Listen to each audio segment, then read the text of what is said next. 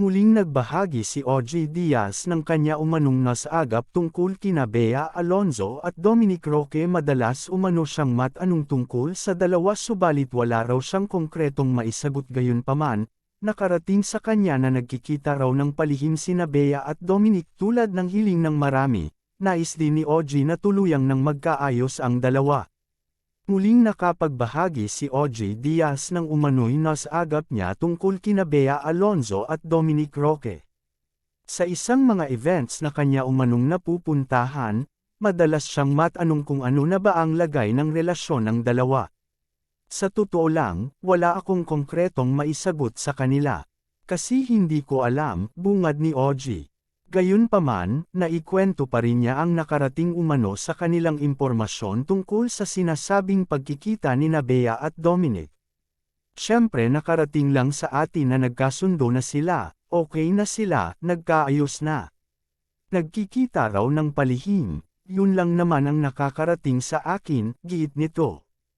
Nasabi rin ni OJ na sakaling totoo ang mga espekulasyon tungkol kina Bea Dominic, tila minabuti ng dalawa na huwag na muna itong isa publiko kaagad.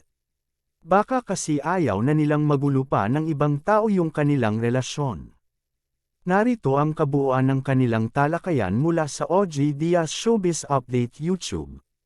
Si Dominic Roque ay kilalang aktor, model at negosyante sa Pilipinas. Lumabas na siya sa ilang programa sa telebisyon at maging sa pelikula.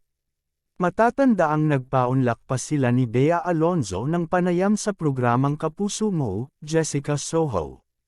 Matatanda ang minsang naibahagi ni OJ Diaz ang nakarating umano sa kanya mula sa isang source na nagtutungo na si Dominic sa bahay ni Bea Alonzo.